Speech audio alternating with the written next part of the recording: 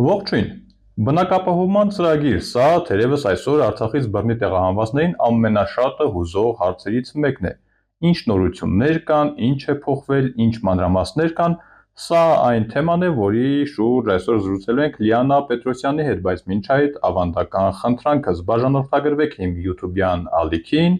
թողեք ձեր մեկնաբանությունները, նաև քննադատությունները եւ առաջարկները։ Հիմա անցնենք օրվա թեմային։ Բարև ձեզ Լիանա, շնորհակալություն զրույցի հրավեր ընդունելու համար։ Բարև ձեզ Նորայր։ Թեման բնակապահովման շուրջ է լինելու հիմնական, բայց հաշվի առնելով նախորդ հանդիպումից հետո մեկնաբանությունները, կարծում եմ դեռ ասելիք կա հրատապ աջակցության ծրագրի մասին։ Նախորդ հանդիպման ժամանակ խոսեցինք ավելի շատ թե ինչ է պետք անել, ինչին պետք է տեղյակ լինել այդ ծրագրից օգտվելու համար։ Այսօր առաջարկում եմ խոսենք այն մասին, թե այդքանը իմանալուց հետո ինչ խնդիրներ կարող է ամեն դեպքում ունենալ պոտենցիալ շահառուն։ Շատ լավ Նորայր, իրականում նաև հրապարակումից հետո նորից մեր հայրենակիցները սկսեցին բազմաթիվ հարցադրումներ անել։ Հիմնական խնդիրը շահառու ճանաչվելու մեջ է։ Այսինքն մեր հայրենակիցները լրացնում են դիմումները, սպասում են 1 ամբողջ ամիս եւ ամսվա վերջին ստանում են պատասխան, որ օրինակ ձեր ընտանիքը չի համարվում կարիքավոր կամ ասենք դիմումի մեջ ներառված չեն ՔԿԳ-ի տվյալներով ամուսնության մեջ գտնվող բոլոր անձանց տվյալները կամ օրինակ ունեք ավտոտրանսպորտային միջոց, ունեք մեքենա, որի գույքահարկը այս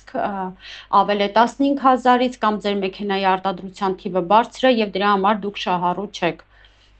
Հիմնականում խնդիրները վերաբերում են դիմումը լրացնելուց հետո առաջացած պայմաններին, ծրագրի արդեն հետագա քայլերին։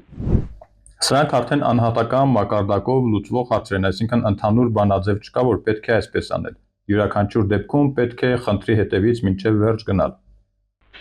Իրականում ճիշտ եք, ես նույնպես խորհուրդ եմ տալիս մեր հայրենակիցներին, ովքեր ինձ դիմում են, որ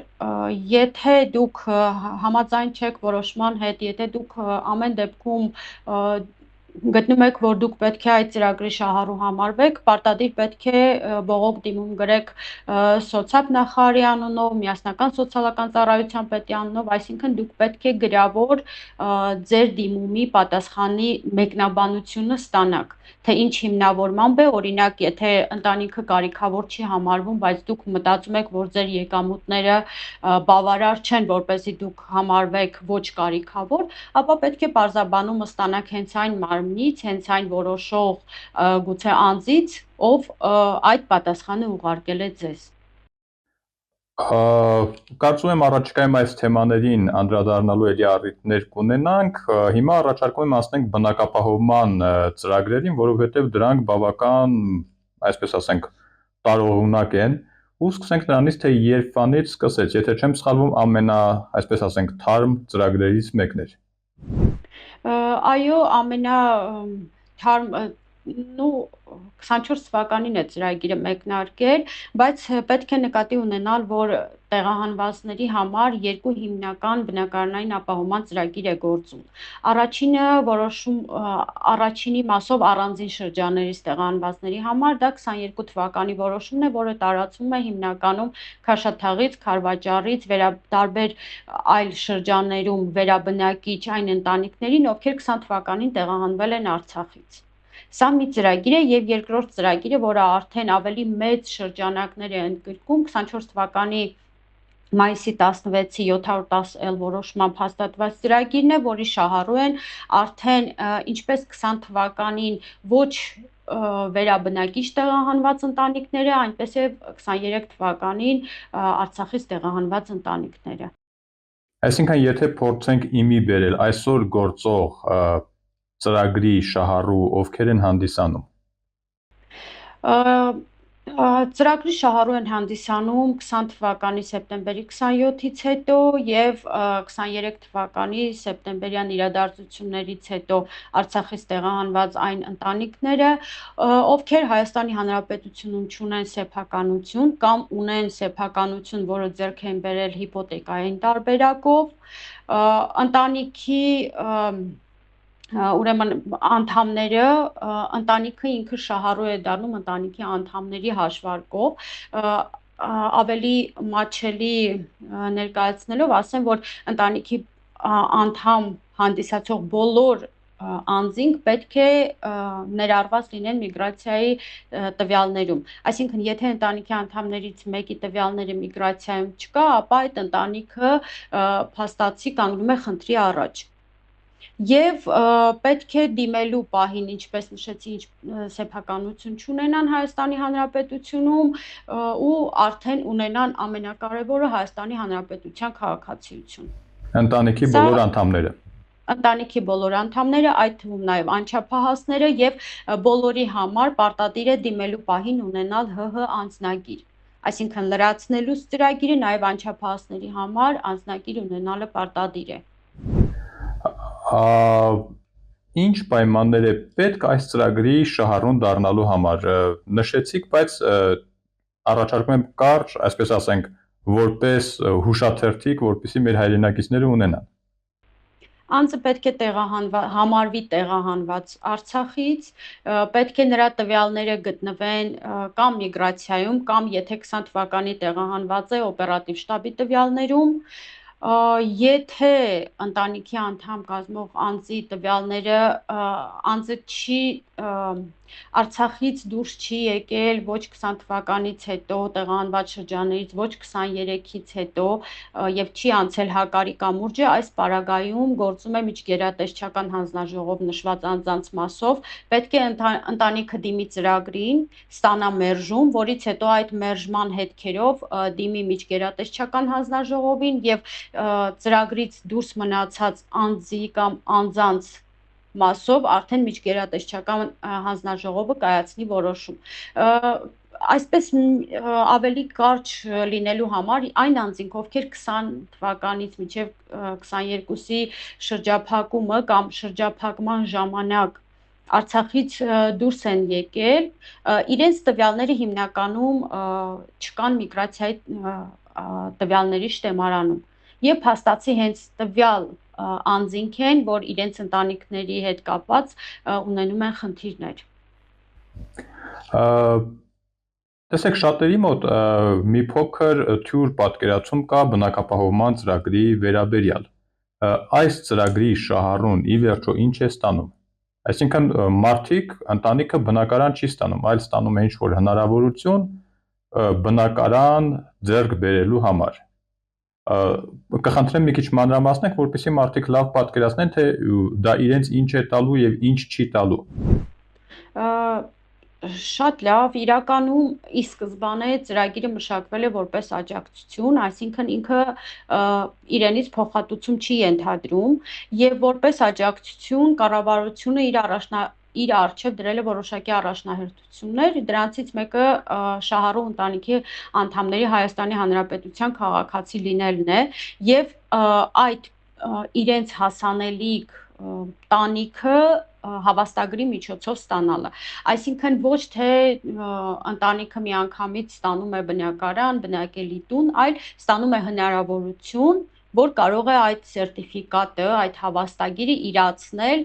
բնակելի տան գնման, կառուցապատման կամ գործող հիպոթեկի մարման ուղղություններով։ Փաստացի, այո, բնակարան դրանով ընտանիքը չի ստանում, այլ ստանում է 10 տարով հնարավորություն, որ պետք է այդ 10 տարվա ընթացքում պետությունը վարկավորման տարբերակով այդ բնակարանի, բնակելի տան գումարները փակի բանկին վարկի միջոցով եւ վերջում արդեն 10 տարուց հետո սեփականության իրավունքը կծագի տվյալ ընտանիքի համար։ Իդեպ այդ աջակցությունը վերադարձնելու խնդիր կա, թե ոչ, որովհետև ի սկզբանե կարծես այդ պայմանը կար, որ աջակցության առնվազն մի մասը պետք է նորից ետ վերադարձվի։ Վերջնական տարբերակում ինչպես է։ Վերջնական տարբերակում այն շահառուները, ովքեր բավարարում են ծրագրի պայմաններին, ովքեր կլինեն ՀՀ ռեզիդենտ, երկրից չեն բացակայի ավելի քան 183 օր, ապա նրանց մասով որևէ վերադարձելիություն չկա։ Այստեղ կան մի քանի բացառություններ, օրինակ չափահաս, բայց 55 տարին չլրացած ընտանիքի երկու անդամները պետք է չբացակային երկրից 183 օրից ավել։ Եթե ընտանիքի երկու չափահաս անդամը, ում 55 տարին լրացած չէ, երկրից բացակայում են եւ մեկ անչափահաս անդամը նաեւ, այդ դեպքում ծրագրի շրջանակում տրամադրվող պետական աջակցությունը դադարեցվում է։ Սա այդ հիմնական պայմաններից մեկն է։ Սակայն եթե օրինակ երկրից բացակայող շահառու անդամը 55 տարին լրացած է, նրա մասով որևէ խնդիր չկա, որևէ պայման չի գործում նաև մեկ չափահաս անձի պարագայում, ով 18-ից մինչև 55 տարեկան է։ Տեսեք, շատ ընտանիքներ ունեն, ենթադրենք, ուսանողներ կամ պոտենցիալ ուսանողներ, որոնք ծրագրի գործողության ընթացքում, այսինքն առաջկա 10 տարվա ընթացքում հնարավոր է խնդիր ունենան արտասահմանում սովորել։ Բնականաբար դա ենթադրում է բավական երկար ժամանակ բացակայել տարվա ընթացքում։ Ուսանողների մասով գործում է որոշակի բացառություններ, հստակ կան բարձրագույն ուսումնական հաստատությունների ցանկ, եթե ուսանողը դառնում է ուսանող տվյալ հաստատություններից որևէ մեկի, ապա նրա մասով նույնպես աջակցությունը շարունակվում է եւ չի դադարեցվում։ Նախնական պայմանները ընթացքում փոխվեցին եւ աջակցության չափով եւ այդ աջակցությունը վերադարձնելու պայմանների առումով շատերին հետաքրքրում է հենց աջակցության չափը։ Այսօր կարող ենք ասել, թե ինչ սանդղակ է գործում։ Աջակցության չափը ինքը տարբեր է, նախ եթե ընտանիքը դիմում է գործող հիպոթեկի բաղադրիչով, ապա երկու տարբեր գումար է գործում։ Գործում է 2 միլիոն դրամ, երբ հիպոթեկը ձևավորվել է, կազմվել է մինչև 24 թվականի մայիսի 16-ը եւ 3 միլիոն, երբ հիպոթեկը ձևակերպվել է մինչև 25 թվականի հուլիսի 1-ը։ Սա երկու պայմաններ է, բայց հիպոթեկի մասով մեկ այլ սահմանափակում էլ կա, կապված Երևան քաղաքի առաջին եւ երկրորդ գոտիների հետ։ Այս սահմանափակումը տարածվում է նաեւ գնման պարագայում, բնակարանը հնարավոր չէ ձեռք բերել Երևան քաղաքի առաջին եւ երկրորդ գոտիներից։ Ընդհանուր տրամադրվող աջակցության չափը հիպոթեկից զատ ինքը կազմում է 3-ից 5 միլիոն դրամ։ 3 միլիոնը դրանք այն բնակավայրերն են, որոնք ընդգրկված չեն, այսպես ասենք, բացառման սկզբունքով։ 3 միլիոնի համար հստակ բնակավայրերի ցանկ չկա, այսինքն եթե օրինակ տվյալ բնակավայրը ընդգրկված չէ 4 կամ 5 միլիոն աջակցության ծրագրի շրջանակում, ուրեմն այդտեղ 3 միլիոն է, բացառությամբ Երևանի առաջին եւ երկրորդ գոտիների։ Իհարկե այս բնակավայրերի ցանկերը երկու անգամ փոփոխվել են, այսինքն ի սկզբանե ավելի քիչ քանակությամբ բնակավայրեր էին ներգրաված 4 միլիոնի մեջ, հիմնականում 4 միլիոնի բնակավայրերի ցանկն է փոփոխության ենթարկվել երկու անգամ, մեկը 25 թվականի փետրվարին, մյուսը արդեն 25 թվականի հուլիսին։ Եվ վերջնական տեսքով այսօր 600-ից ավել բնակավայր 4 միլիոն է, բայց այդ 4 միլիոնը ինքը հարաբերական հասկացություն է, որովհետև երբ տարբեր բողոքների ճնշումների արդյունքում այդ երկու անգամ բնակավայրերի գումարների փոփոխությունը եղավ, նշված տվյալ բնակավայրերում զուգահեռաբար անշարժ գույքի գները կրկնապատկվեցին։ Այսինքն դա որևէ կերպ չի վերահսկվում ամեն դեպքում։ Բնականաբար մասնավոր սեփականություն է եւ որևէ մեկը որևէ գործիք, այսպես ասած, զսպման մեխանիզմ չունի, որպեսզի վերահսկի բնակարանային անշարժ գույքի շուկան, ինչպես վաճառքի, այնպես եւ վարձակալության պայմաններում։ Տեսեք, պոտենցիալ շահառուների շրջանակը նշեցիք, բայց թիվը ինքը բավական մեծ է։ Արդյոք հստակ են առաջնահերթությունները, թե ինչ հերթականությամբ են շահառուները կարողանալու այս ծրագրից օգտվել։ Թիվը 25,000 ընտանիքի համար է նախատեսված ծրագիրը, ի սկզբանե որոշման մեջ կար այդ հստակ թվի ներառումը, բայց ծրագրի գործարկման առաջին 1.5 տարվա ընթացքում կար սահմանափակում, թե ովքեր են առաջնահերթ օգտվելու ծրագրից։ Սակայն հետագայում այդ սահմանափակումները վերացվեցին եւ հիմա ցանկացած կազմով, ցանկացած սոցիալական խմբի պատկանող ընտանիք կարող է դիմել ծրագրի, եթե ունի Հայաստանի Հանրապետության քաղաքացիություն եւ եթե Հայաստանի Հանրապետությունում չունի սեփականություն։ Սա հիմնական, այսպես ասած, պայմանը եւ կարգն է։ Այս ծրագրի խնդիրների մասին շատ են խոսում ու մտահոգություն են հայտնում, որ այն բոլորի համար լուծում չի առաջարկում։ Շատ է խոսում հատկապես փոքր կամ մեկ հոգուց կազմված ընտանիքների մասին, արդյոք նույնիսկ չեմ հարցնում, որովհետև բնականաբար այդ գումարով մեկ հոգանոց ընտանիքը կամ երկու հոգանոց ընտանիքը իր բնակարանային հարցը չի կարող լուծել։ Ինչ այլընտրանք են առաջարկվում նման դեպքերի համար։ Այո, հենց ծրագրի արդեն հրապարակումից հետո սկսեցինք խնդիրների մասին բարձրաձայնել, դրանք բազմապիսի էին եւ ժամանակի ընթացքում խնդիրները արդեն այլ բնույթ ստացան, որովհետեւ որոշ խնդիրներ կառավարությունը իդեմս սոցիալնախարարության գնաց զիջումների եւ փոփոխությունների ենթարկեց ծրագիրը, բայց այնուամենայնիվ առ այսօր հենց կոնկրետ փոքր կազմով ընտանիքների եւ առհասարակ ինչպես նշեցի, անկախ գտնվելու վայրից բնակարանների գները շատ բարձր են այսօր։ Եվ դրանից ելնելով առաջնահերթ այդ տրամադրվող մինիմալ գումարը, որ տրամադրվում է մեկ անձի հաշվով կամ ինչպես կոչվում է բազային գումար, դա չի բավարարում, որպեսզի միջին վիճակագրական արցախցի ընտանիքը, Արցախից տեղանված միջին վիճակագրական ընտանիքը Հայաստանի Հանրապետությունում ձեռք բերի իր բնակության համար հարմար պայմաններով բնակարան կամ բնակելի տուն։ Սա իհարկե ինչ-որ տոկոսի համար այդպես չէ, բնականաբար դա նաև ցույց է տալիս իրացված հավաստագրերը, բայց զուգահեռաբար նաև իրացված հավաստագրերը, որոնք պաշտոնական տվյալներով որքանով տեղյակ եմ 2000-ը չեն անցել, սա փաստում է, որ այնուամենայնիվ իրացման դեպքում, հա, սերտիֆիկատը ընտանիքը ձեռք բերեց, բայց իրացման ժամանակ արդեն խնդիրները ի հայտ են գալիս։ Այս թվին մի քիչ ավելի ուշ կանդրադառնանք, իմ հարցի այդ մի փոքր հատվածն եմ ուզում նորից հիշեցնել, այդ ծրագրի փոխարեն, եթե չեմ սխալվում, մի ուրիշ ծրագիր էր առաջարկվում բնակվարձերի փոխհատուցման տեսքով։ Այո, որպես լրացում փոքր կազմով ընտանիքների, սակայն սա նույնպես սահմանափակ թվով ընտանիքների վրա է տարածվելու, որովհետև այստեղ կա եւ տարիքային սահմանափակում, եւ սոցիալական կարգավիճակի պարտադիր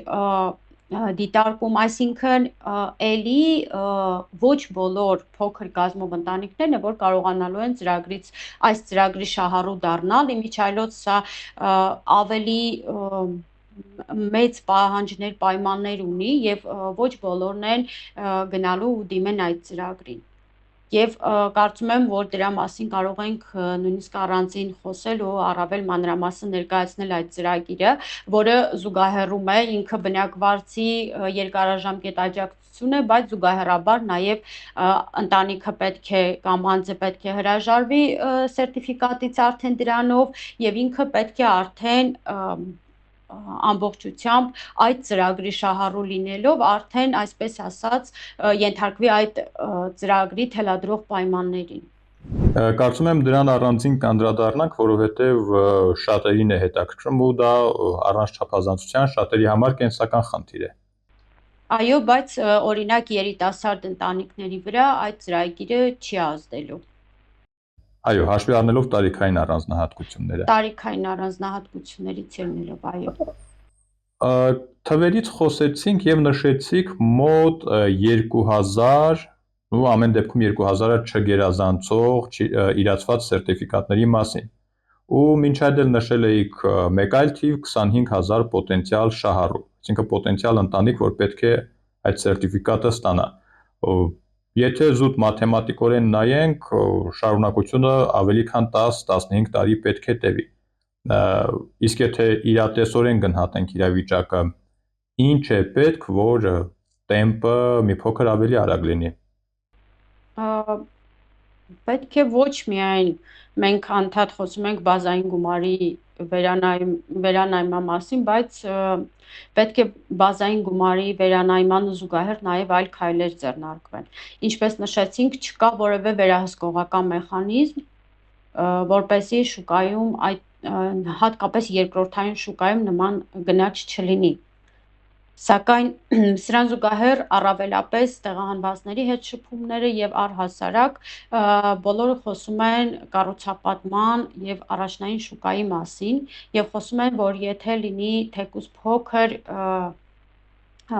մակերեսով բնակարաններ, ավելի նախընտրելի է, քան այդ սերտիֆիկատի շրջանակում այդ ամբողջ փաստաթղթային խնդիրները, այդ ամբողջ քաշքշուկը եւ այլն, եւ հատկապես երբ գումարը չբավարարելու դեպքում վարկային այստեղ խնդիրներ են առաջանում լրացուցիչ վարկավորման հետ կապված, այսինքն տեղահանվածի տեսանկյունից երբ նայում ենք, իրենք սերտիֆիկատը իրատեսական չեն համարում, իրենք համարում են այլ պայմաններ, որպեսզի լինեն այլ պայմաններ, լինի օրինակ կառուցապատման որևէ ծրագիր եւ պետությունը հենց ինքը այդ գումարները ուղղի այդ կառուցապատմանը։ Տեսեք, պետական ծրագիր դեռ չկա, փոխարենը ժամանակ առ ժամանակ մասնավոր նախաձեռնություններ ենք տեսնում տարբեր հարթակներում, որ առաջարկում են երբեմն նաև կասկածելի էժան տարբերակով բնակարանային լուծումներ, մարդիկ մի կողմից ցանկանում են, որովհետև ի վերջո ավելի մատչելի է, մյուս կողմից չգիտեն որքանով է դա վստահելի։ Արդյոք որևէ տեղ կա, որևէ մարմին կա, որին կարելի է դիմել այս կամ այն առաջարկի վստահելիության մակարդակը ճշտելու համար։ Ի վերջո սերտիֆիկատը ստանալը, այսպես ասենք, մեկանգամյա հնարավորություն է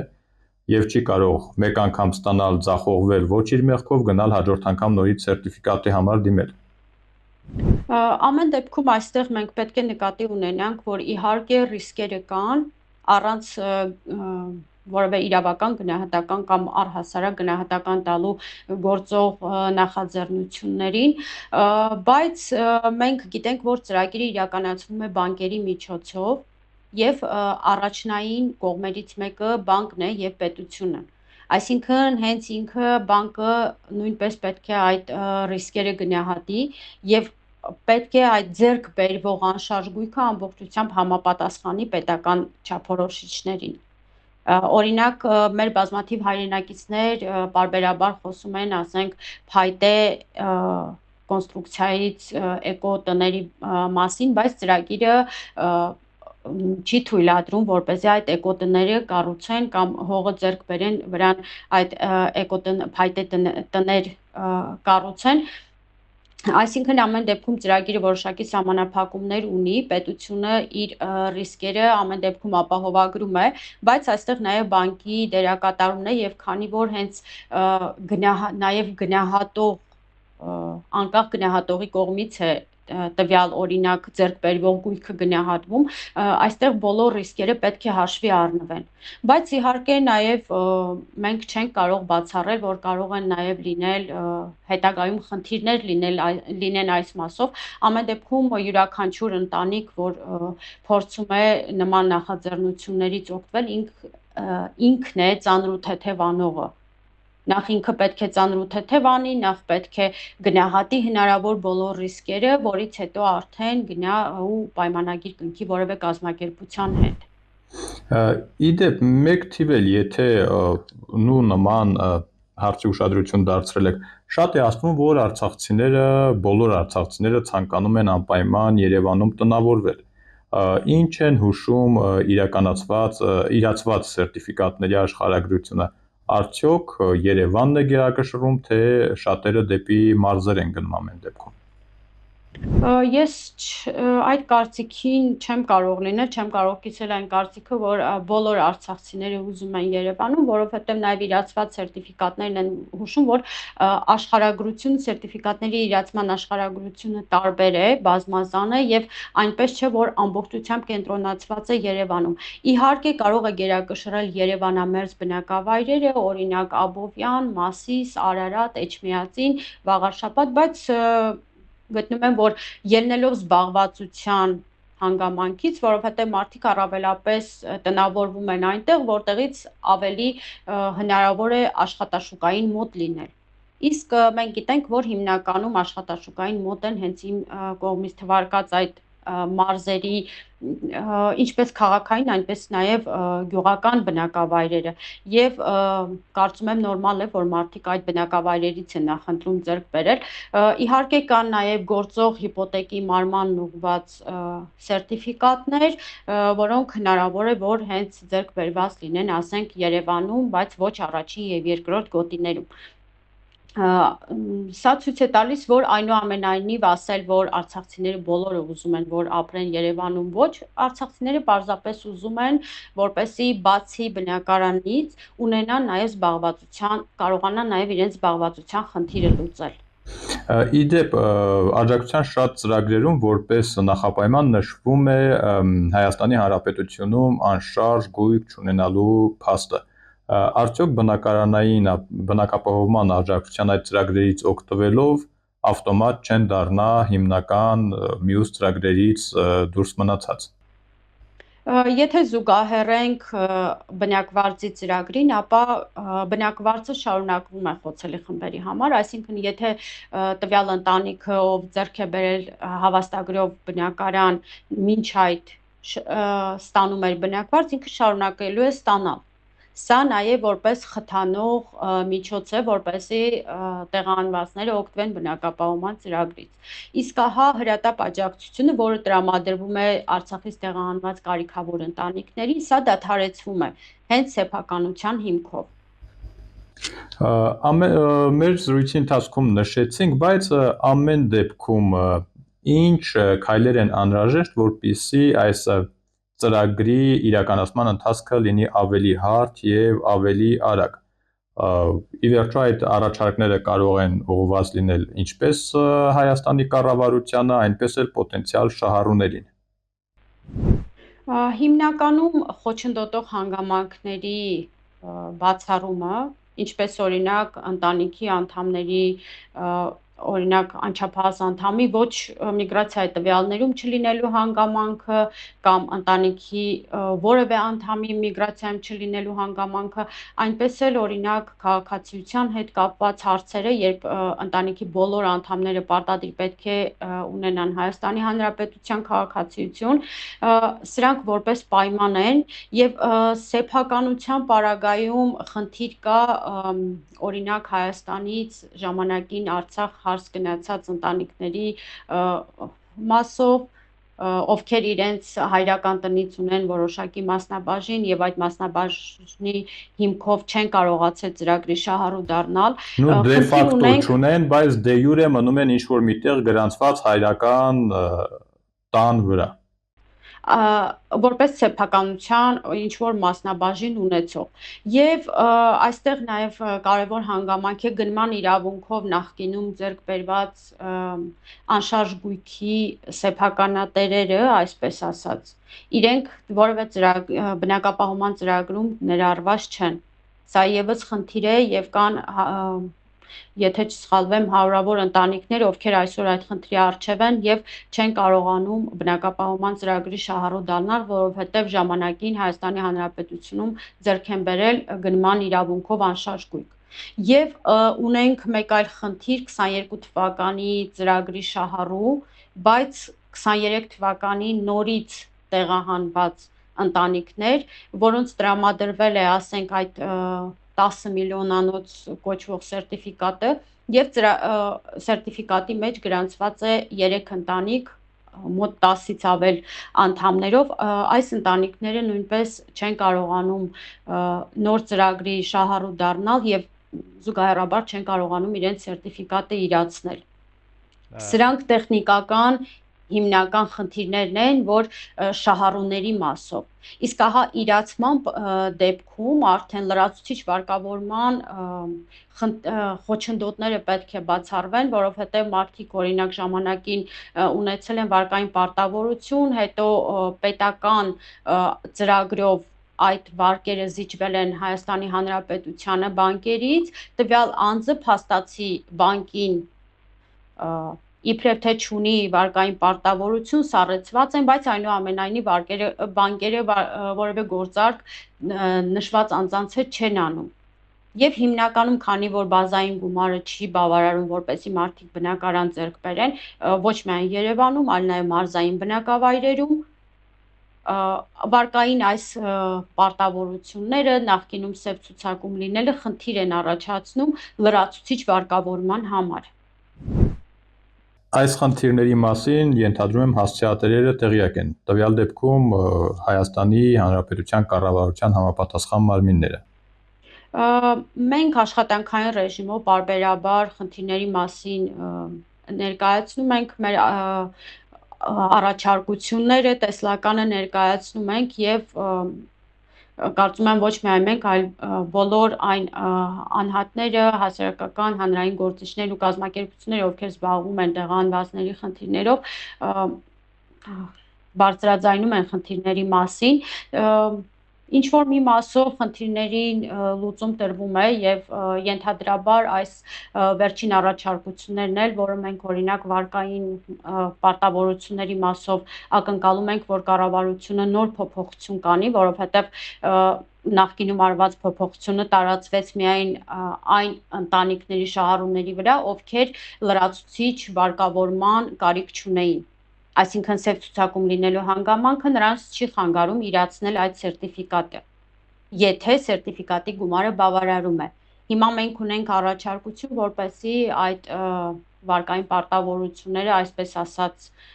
սառեցված վարկերը եւ այլն չազդեն սերտիֆիկատի համար լրացուցիչ վարկավորման պարագայում։ Չգիտեմ ինչքանով դա ընդունելի կլինի եւ ինչքանով կընդառաջեն։ Ու նաեւ երբ կընդառաջեն։ Ու նաեւ, հա, դեռևս սահմանված ժամկետների առումով ունենք ժամանակ պատասխանը ստանալու համար։ Շնորհակալություն Լիանա, կարծում եմ այդ պատասխանի մանրամասները առաջիկայում քննարկելու առիթ կունենանք։ Շնորհակալություն այսօրվա զրույցի համար։ Իսկ մեր հետևորդներին հիշեցնեմ, որ դեմ առ դեմ այսօր զրուցեցինք Լիանա Պետրոսյանի հետ։ Թեման վերաբերում էր բնակապահովմանը, այսօր խոսեցինք հիմնական խնդիրների մասին, բայց սա մի թեմա է, որի մասին կարելի է շատ երկար խոսել, մանավանդ որ այս թեմայով նորություններ ու փոփոխություններ անընդհատ լինում են։ Այնպես որ ամուր եղեք, մինչ հանդիպում։